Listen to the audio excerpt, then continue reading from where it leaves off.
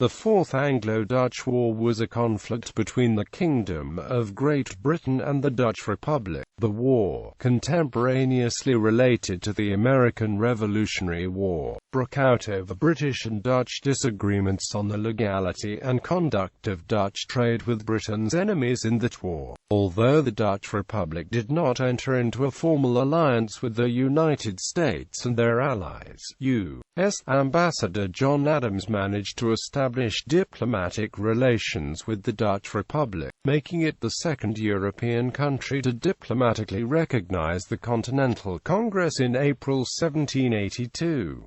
In October 1782, a treaty of amity and commerce was concluded as well. Most of the war consisted of a series of largely successful British operations against Dutch colonial economic interests, although British and Dutch naval forces also met once off the Dutch coast. The war ended disastrously for the Dutch and exposed the weakness of the political and economic foundations of the Republic. Background: although Great Britain and the Dutch Republic had been allies since the Glorious Revolution of 1688, the Dutch had become very much the junior partner in the alliance, and had slowly lost their erstwhile dominance of world trade to the British. During the second stadtholderless period, the Dutch Republic had more or less abdicated its pretenses as a major power, and this became painfully evident to the rest of Europe during the War of the Austrian Succession.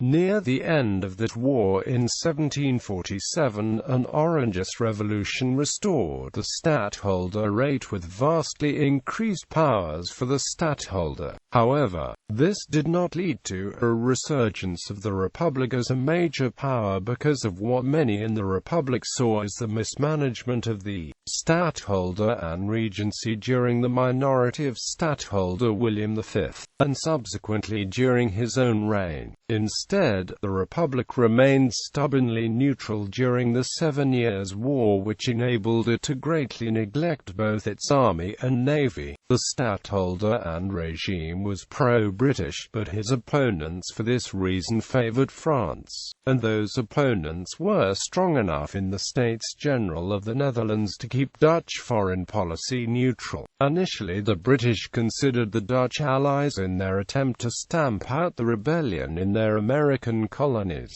They attempted to borrow a mercenary Scotch brigade of the Dutch States Army for use in the Americas, in a similar manner to the Hessian and Brunswick contingents they hired and deployed. However, this was strongly opposed by the Dutch sympathizers of the American Revolution, led by Baron Joan van der Capellen tot den Pol, who managed to convince the States General to refuse the British request. More importantly, Dutch merchants, especially those from Amsterdam, became involved in the supply of arms and munitions to the rebels soon after the start of the American Revolution. This trade was mainly conducted via the entrepot of St. Eustatius, an island colony of the Dutch West India Company in the Caribbean. Their American colonial wares, like tobacco and indigo, were imported and re-exported to Europe. For the return cargo, the Americans purchased arms, munitions, and naval stores brought to the island by Dutch and French merchants. To add insult to injury, in 1776 the governor of the island, Johannes de Graaf, was the first to salute the flag of the United States, leading to growing British suspicions of the Dutch.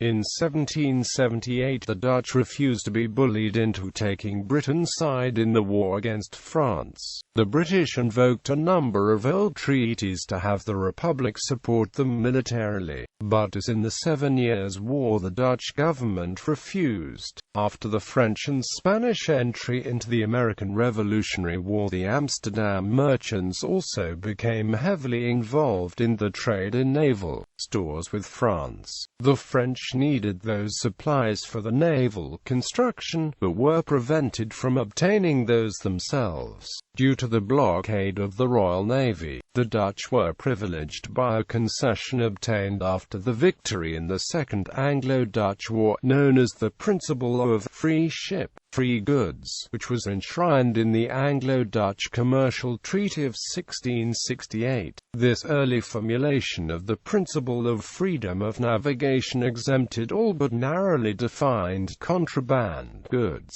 carried in Dutch ships, from confiscation by the British prize courts, in wars in which the Dutch remained neutral. According to the treaty, naval stores were not contraband and the Dutch therefore were free to continue their trade with France in these goods. Because of the still important role of the Dutch in the European carrying trade, this opened up a large loophole in the British embargo. The British therefore unilaterally declared naval stores to be contraband and enforced their embargo by arresting Dutch ships on the high seas. This led to strong protests by the affected Dutch merchants, who demanded institution of convoys escorted by the Dutch Navy, to protect them against the Royal Navy and British privateers. According to customary international law, such convoys were exempt from the right of visit and search by belligerents. Initially the stadtholder managed to prevent this, but strong diplomatic pressure by France, that selectively applied economic sanctions to Dutch cities supporting the stadtholder in this policy, forced his hand in November 1779.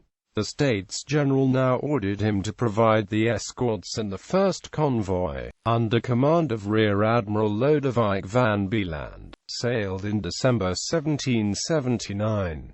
This led to the humiliating affair of Fielding and Beeland on the 31st of December 1779, which enraged Dutch public opinion and further undermined the position of the stadtholder. The incident motivated the Dutch to seek adherence to the First League of Armed Neutrality, which espoused the principle of free ship, free goods, especially after Britain formally abrogated the Commercial Treaty of 1668.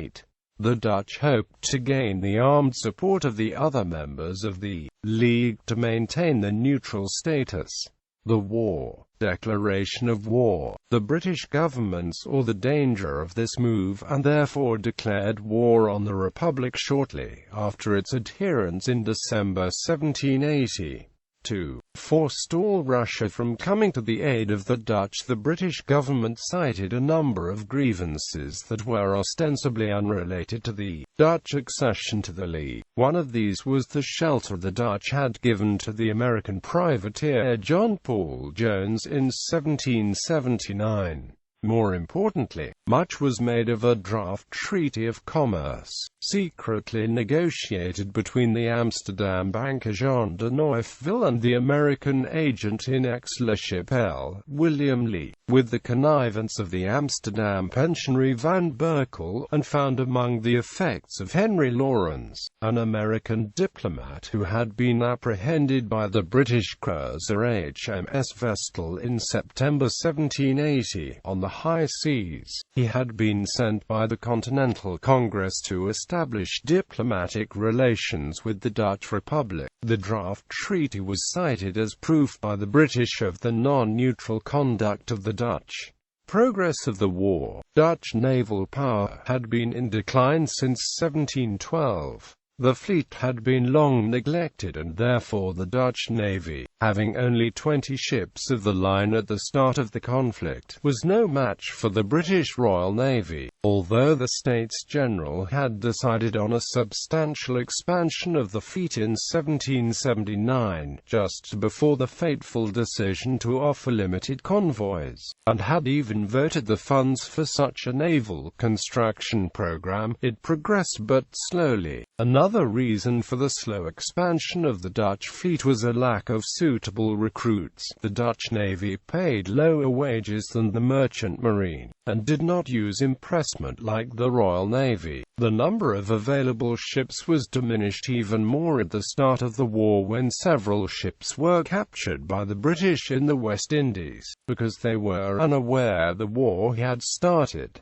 A convoy under Rear Admiral William C. Ruel was lost this way near St. Eustatius in February 1781, and the admiral was killed in the short action. The pronounced inferiority of the Dutch fleet, and its state of unreadiness, was a frequently reiterated excuse for the Dutch naval commanders, especially Vice Admiral Andries Hartzenk, who commanded the Texel Squadron, to keep the fleet at anchor, thereby ceding dominance of the North Sea to the blockading British fleet. Within a few weeks of the beginning of the war, more than 200 Dutch merchantmen, with cargo to the amount of 15 million guilders, had been captured by the British, and 300 more were locked up in foreign ports. Another reason for the lack of activity of the Dutch Navy was the fact that diplomatic activity never ceased, and gave the Dutch government the illusion that the war would be of only short duration. First Empress Catherine, though she refused to come to the aid of the Dutch, was very active in offering her services to mediate the dispute. Both the British and the Dutch, with varying amounts of sincerity, cooperated in these diplomatic maneuvers, which came to nothing, but helped to keep military activities at a low level while they lasted. The British government also made overtures to the Dutch to come to a speedy conclusion of hostilities,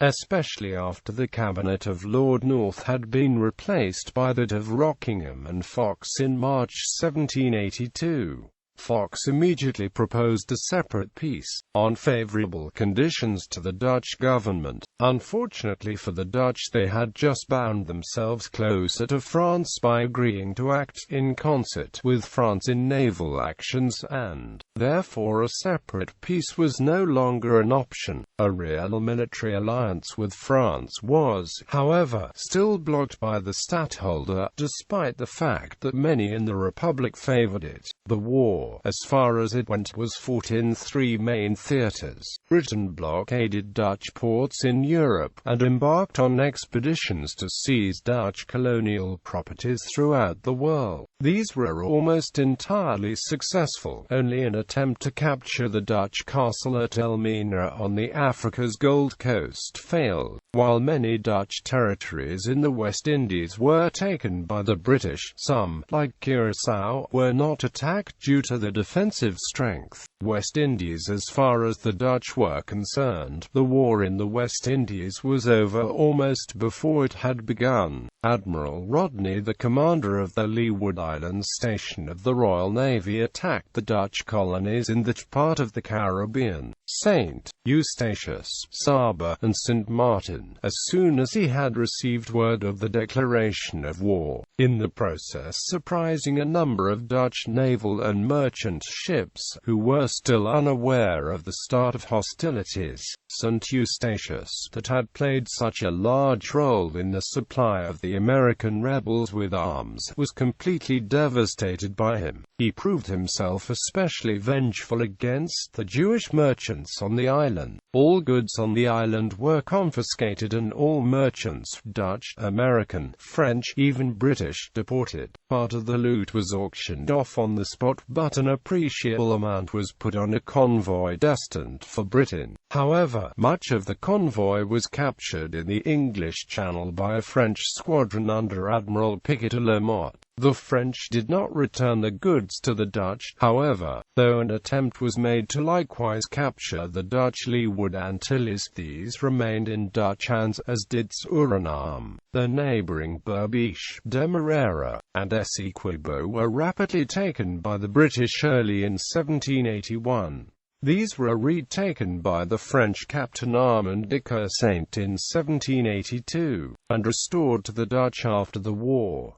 European waters. Admiral Hartzenk at first proved himself highly reluctant to risk his fleet. However, political pressure to venture outside the safety of the Texel roadstead mounted, and several cautious attempts were made to capture British convoys, or escort Dutch convoys. In one of those forays, an unusually strong squadron, under Admiral Johannes Outman and his second-in-command, Rear Admiral Jan Hendrik van Kinsbergen, encountered in August 1781 a British squadron of about equal strength under Admiral Hyde Parker in the Battle of Dogger Bank, which ended in a tactical draw.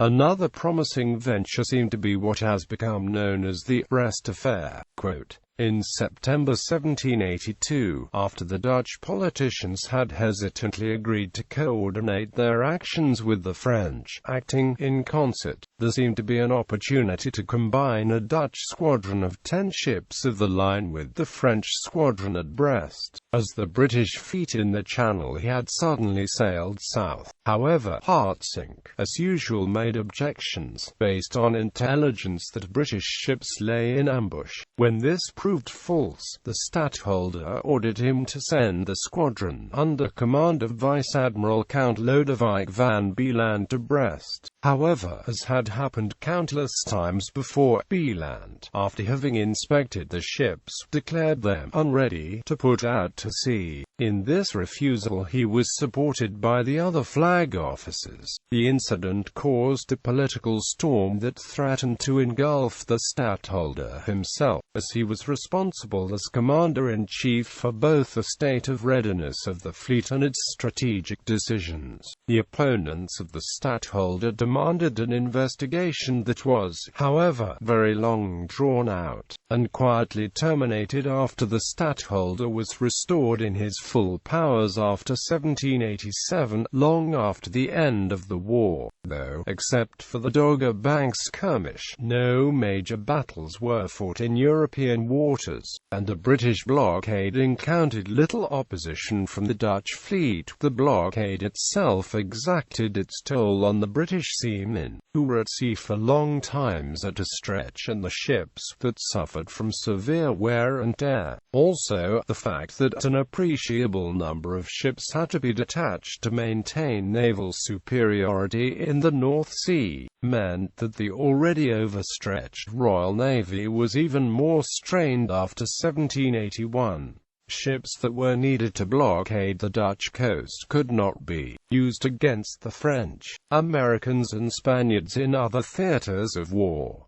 This may have contributed to a number of the naval defeats the British suffered after 1781. Asian waters. The Dutch East India Company had been responsible for defending its own colonies east of the Cape Colony, but for the first time had to request assistance from the Dutch Navy. However, ships were lacking at first, and what naval forces were available were unable to prevent Britain from taking effective control of the Dutch colonies. In early 1782, British Admiral Sir Edward Hughes captured Trincomalee on the eastern coast of Ceylon, considered to be the finest harbour in the Bay of Bengal.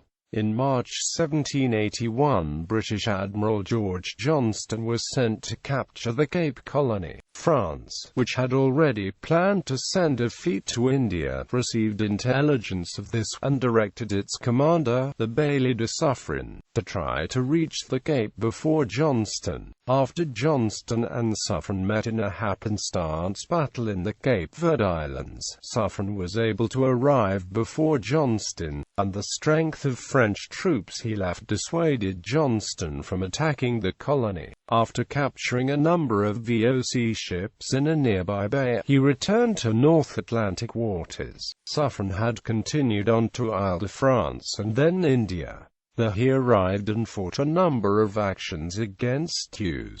Suffren attempted to take the Dutch port of Negapatam, but was frustrated by Hughes. In August the French recaptured Trincomalee, and Suffren fought Hughes to a standstill in a naval battle several days later. The two fleets withdrew and the British repaired in Bombay while the French refitted in the Dutch colony of Sumatra. Hughes and Suffren met again in 1783, but news of preliminary peace between France and Britain ended hostilities in India. In August 1781, word of the war reached Sumatra, where both the Dutch and British companies had trading outposts. The directors of the British company at Fort Marlborough received instructions from Bombay to destroy all of the Dutch outposts on the west coast of Sumatra. Quite fortuitously, a fleet of 5 East Indiamen arrived not long after, and the directors seized the opportunity for action. Henry Botham, one of the directors,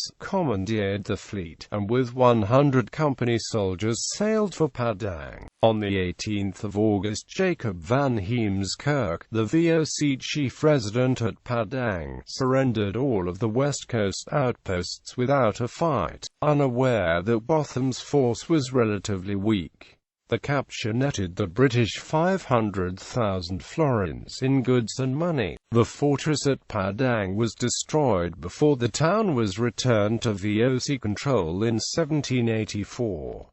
Ceasefire and Treaty of Paris. The Republic did not form a formal military alliance with France and her allies before the end of the war. A treaty of amity and commerce was however concluded with the Americans in October 1782, after John Adams, who succeeded Henry Lawrence, had managed to obtain diplomatic recognition of the American Republic from the States General in April 1782. The Republic was the second European power to recognize the United States. Adams also succeeded in raising a substantial loan for the Americans on the still significant Dutch capital market. The Republic involved itself in the Peace Congress that the French Foreign Minister Vergennes organized, negotiating separately with the British commissioners. The Dutch demands were not supported by the French, and this put them into an untenable position when the French and their allies went ahead with the signing of the General Peace.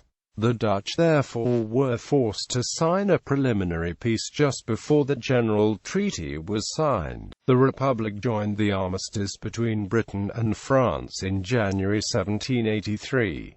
The signing of the Treaty of Paris made Nagapatnam, in India, a British colony. Ceylon was restored to Dutch control. The British gained the right of free trade with part of the Dutch East Indies, which had been a major war aim for British merchants. The French also returned the other Dutch colonies they had recaptured from the British, including the ones in the West Indies. Aftermath. The war proved a disaster for the Netherlands, particularly economically. It also proved to be confirmation of the weakening of Dutch power in the 18th century. In the immediate aftermath of the war, the bad result was blamed on the stadtholder's mismanagement by his opponents, who coalesced into the Patriot Party. These managed for a while to roll back a number of the reforms of the Revolution of 1747, strongly diminishing his powers. However, this Patriot revolt was suppressed in 1787 by Prussian and British intervention. The Patriots were driven abroad, but returned in 1795 with the help of the French revolutionary armies and established a Batavian Republic in place of the old Dutch Republic. The Low Countries remained central to British strategic thinking, and they would send expeditionary forces to the Netherlands in 1793,